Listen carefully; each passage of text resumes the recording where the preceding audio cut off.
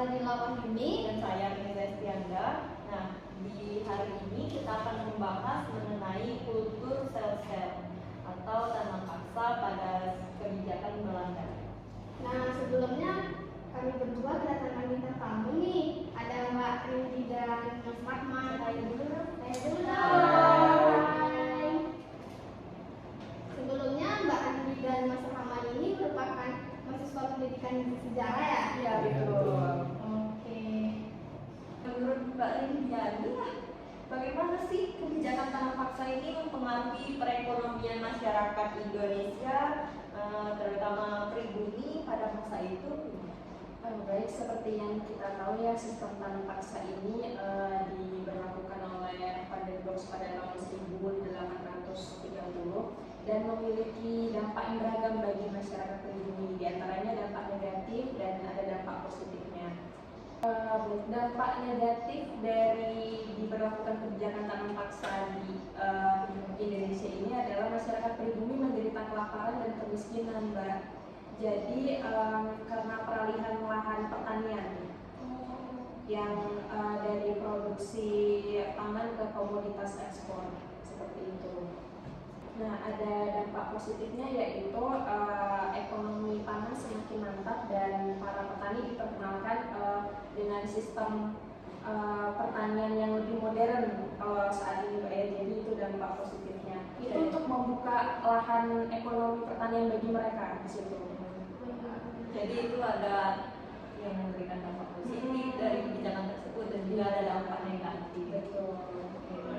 Seperti yang kita tahu ya, dampak positifnya juga terbukti sendiri ya di tempat daerah saya, yaitu di Kerinci ya, yaitu ada kebun Cipayaro. Nah, itu kan dulunya juga hasil dari tani yang disuruh sama Belanda. Betul. Dan sampai sekarang itu masih ada kan? Masih ada itu. Masih berkembang hingga saat ini. Jadi itu termasuk dampak positif gitu ya. Jadi kita nggak boleh mengklaim, oh seperti ini pengaruhnya ini negatif semua ini. Ya, ada juga dampak positif yang benar-benar. Jadi menurut Mas Rahman, apa sih tujuan dari penerapan kebijakan tanam paksa itu sendiri? Oh iya, jadi sebenarnya Van der Bos itu membuat kebijakan paksa untuk mengisi kas atau anggaran negara Belanda. Jadi waktu itu Belanda sudah terlibat dalam 3 perang. Yang pertama perang Napoleon, yang kemudian karena Napoleon dikalahkan maka kas negara Belanda jadi kosong. Yang kedua, ya betul. Nah, yang kedua ada perang kemerdekaan Belgia dan bertepatan juga dengan berakhirnya perang Jawa. Makanya mereka sangat membutuhkan uang untuk mengisi kas negara mereka. Selain itu, mereka juga membutuhkan uang yang dihasilkan dari kebijakan tanam paksa ini untuk membiayai perang-perang lainnya. Waduh, ini sama dengan gali lubang tutup lubang ya. Betul sekali. Dari perang yang ini, kemudian kas mereka krisis, lalu mengambil keuntungan dari dengan cara menjadi kita lagi di tanam paksa, gitu ya. Iya, benar. Nah, tapi saya dengar ya katanya sebenarnya tanam paksa itu sebenarnya digaji ya sama Belanda. Tapi juga ada yang bilang bahwa dikorupsi seperti itu ya. Iya, Tanam paksa digaji oleh Belanda untuk namun dikorupsi oleh masyarakat kita sendiri atau petinggi-petinggi negara pada saat itu gitu. Menurut Mas itu pernyataan benar apa enggak ya? Ya, saat ini masih terbelah. Ada yang bilang mengatakan hal itu benar, ada yang itu tidak. Yang tidak itu berargumentasi beberapa sejarawan bahwa memang ada potensi korupsi. Yang jelas pekerja kita tidak dibayar dengan layak. Kebanyakan memang untuk mandor. Jadi sebenarnya kita kurang tahu berapa banyak itu korupsi dan apakah benar para bupati kita itu mengkorupsi uang dari Belanda tersebut. Iya, jadi pernyataan itu kayak ngambang ya, masih nggak boleh kita yakinkan juga. Karena kita di buku sejarah juga nggak ada diajarkan itu. Jadi itu yang membuat kita tuh seperti ya bingung gitu lah ya. Ya, bingung. Apakah ini benar apa enggak? Dibilang benar juga. Iya, tapi pemerintahan Belanda bilang bahwa dia itu menggaji Indonesia pada saat itu. Iya, pada saat itu saya pernah baca Mbak di catatan Dendels di situ dia ada menuliskan bahwa memang pekerja sistem tanam paksa itu sebenarnya digaji Iya, memang. benar. Tapi ya itu tadi para petinggi bupati yang apa tuh namanya orang kita sendiri nah juga menyampaikan itu gitu. Jadi itu ya terhalang ya. nah itu Terhalang di atas baru sampai ke bawah. Terhalang sama mereka. Lebih tepatnya terhalang di tengah. Oh, iya itu masih tanya-tanya tentang Karena Belanda memang kalau untuk urusan begini Belanda memang kurang sudi untuk menyentuh langsung dengan Iya. makanya Iya. mereka dulu tengah-tengah itu pejabat kita sendiri. Jika dikaitkan dengan kondisi saat ini, tentunya dalam konteks modern ya, iya apa sih pelajaran yang bisa kita ambil atau kita tiru, kita lihat dari kebijakan tanam paksa tersebut pada sistem pertanian Indonesia pada saat ini? Pembelajaran yang dapat kita ambil dari sistem tanam paksa Indonesia pada saat ini yaitu kebijakan pertanian modern harus menempatkan kesejahteraan petani. Jadi mereka tuh harus menempatkan kesejahteraan petani menjadi prioritas utama, Mbak. Nah kalau seperti itu kan, jadi mereka bisa memastikan mendapatkan upah yang adil, terus akses teknologi yang memadai serta yaitu dukungan dari semua orang itu. Jadi itu sangat berdampak ya pada sistem saat ini. Dan juga jika dilihat dari sistem tanam paksa yang lalu dan dibandingkan kepada sistem tanam paksa yang saat ini, itu juga memberikan dampak yang positif pada kemajuan pertanian saat ini ya. Indonesia banyak mengenal jenis tanaman seperti yang dibilang Mas Rahmat tadi ya, yang dikenalkan oleh Belanda. Dan juga itu meninggalkan pembelajaran bagi masyarakat pribumi, ini loh cara menanamkan tanaman yang baik gitu.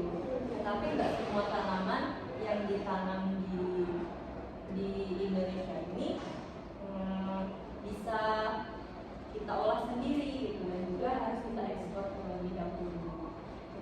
Dan juga tadi katanya di kerinci ya, iya itu ada bukti nyatanya itu. ya tadi itu sebagai dampak Positifnya juga ya, dan juga itu sampai di dalam konteks modern juga itu termasuk ke dalam ini pembelajaran yang dapat kita ambil gitu.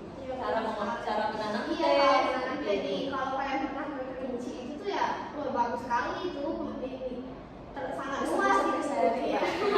Coba deh nanti saya ajak ke rumah saya.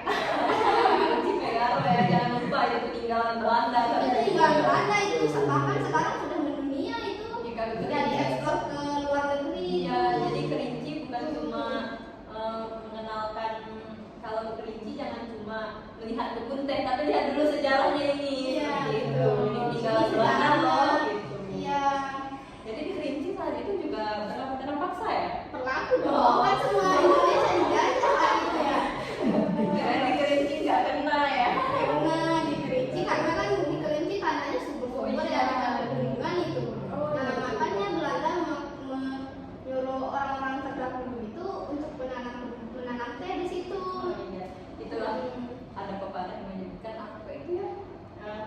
Di Indonesia tongkat kayu dan batu bisa jadi tanaman. Iya, tahu sih. Kalian kalau ke Kerinci itu lempar aja itu kayu. Kayu gitu ya. Nah, bencana itu di situ. Iya. Saya mau nanya nih untuk Mas Rahman ya. Menurut Mas Rahman, apa sih dampak jangka panjang dari kebijakan tanam paksa terhadap pertanian dan sistem agraria di Indonesia? Ya, jadi tentunya dampak jangka panjang kebijakan tanam paksa ini yang pertama tentu kemiskinan dan kelaparan. Karena masalah kelaparan ini karena Belanda menetapkan bahwa tanaman yang ditanami itu tidak lebih panen padi. Jadi mau tidak mau penanaman padi diadakan untuk tanah yang diwajibkan sekitar 20% tadi. Ditambah Belanda juga sering melanggar. Kadang mereka mewajibkan lebih dari 20% tanah. Jadi mereka menanamkan kadang bisa sampai 90%. Jadi hampir semua tanah yang dimiliki itu ditanami. Oleh karena itu, hal itu menyebabkan krisis pangan di kalangan masyarakat. Lalu juga karena mereka juga tanaman yang dijual ke Belanda itu pasti dihargai murah oleh Belanda. Oleh karena itu para petani menjadi jatuh miskin. Yang kedua tentunya degradasi lahan. Jadi unsur hara di tanah itu tidak disubur lagi karena sering ditanami bukan. Nah itu yang ketiga tentunya yang bisa dirasakan sampai saat ini tentunya kebijakan agraria negara kita. Banyak kebijakan yang tidak berpihak kepada petani. Sebagai contoh, kita masih banyak menemui tengkulak-tengkulak yang dimana para petani harus dipaksa untuk menjual murah hasil panen mereka kepada tengkulak. Dan tengkulak itu meraih untung dengan menjual dengan harga yang lebih tinggi. Dan hal itu tentunya masih menyengsarakan petani hingga saat ini. Oh iya, jadi tengkulak itu seperti yang kita ketahui itu sama dengan Belanda ya. Karena tadi kan Belanda kan menyuruh rakyat Indonesia menanam beberapa tanaman seperti itu lalu dijual kepada mereka dengan harga yang murah seperti itu. Dan mungkin itulah yang sampai saat ini yang menjadikan rakyat Indonesia ada yang tengkulak seperti Mas Kahun bilang tadi kan, yang membeli hasil pertanian masyarakat dengan harga yang murah itu mencontoh dari Belanda ini tadi. Iya benar-benar. Kurang kapitalis apa negara ini? Iya. Sekali ya. Sampai sekarang juga. Kalau kita lihat aja ya. Iya, katanya sampai sekarang itu masih berpengaruh karena kita dijajah oleh Belanda ya. Walaupun Belandanya udah gak ada lagi. Iya, tapi masih tetap apa namanya itu ya, mendarah daging sebenarnya di Indonesia. Makanya Bung Karno sudah berkata bahwa perjuangan itu lebih mudah karena melawan Belanda dan perjuangan kalian akan bisa karena melawan bangsa kalian. Iya, benar sekali. Aduh. Bangsa kita lawan sendiri, yang menjajah bangsa kita sendiri, kita melawan bangsa kita sendiri. Jadi ini sistem tanam paksa Belanda ini seperti mewajibkan masyarakat pribumi untuk bekerja dari pagi ke pagi seperti itu ya, dan apa kurangnya lagi seperti itu. Penderitaan itu emang dipaksa banget gitu, walaupun nggak mau itu dipaksa habis-habisan sama Belanda. Padahal katanya pada saat terjadinya sistem tanam paksa tersebut kan banyak yang terjadi krisis kemiskinan, kelaparan, dan itu banyak menelan korban jiwa yang banyak banget korbannya. Ya makanya nanti kaum liberal Belanda itu menuntut untuk menghentikan tanah paksa ini. Makanya nanti tahun 1870 ada UU reformasi agraria yang menghentikan kebijakan tanah paksa itu. Jadi itu dihentikan karena Ya karena merugikan masyarakat Indonesia dan banyak menelan korban jiwa. Ya benar-benar. Banyak menelan korban jiwa, dan itu kan sistem tanam paksa itu banyak menguntungkan bagi bangsa Belanda ya Mbak. Berapa ya? 320 berapa? Sekitar 370 triliun VOC. Enggak, itu dalam golden Belanda, tapi Golden. di Indonesia itu sampai 6,8 triliun itu. waduh, jadi bekerja seumur hidup pun kita ya mulai dari lahir sampai menutup mata ini nggak terkumpul 6 triliun seperti itu, ya kan? Bisa sih kalau kalian punya jabatan. Ini udah nggak bisa ya, ini soalnya ini udah Jepang ini ini udah cukup menyimpang ya, Sampai situ aja kali Mbak ya. Jangan dibawa hati ya omongan saya itu. soalnya ini lagi panas-panas juga dan kembali lagi, jadi ya itulah tadi ya, berbincang-bincang seputar tanah paksa yang dikenakan oleh Belanda, sampai juga ada dampak positif negatif hingga saat ini. Ya nggak terasa ya udah begitu udah lama berlalu gitu. Jadi mungkin kita akhiri saja sampai di sini. Ya, jadi kami mohon maaf jika ada pertanyaan atau kata-kata, dan terutama tentang ini tadi pejabat tadi ya. Oh iya,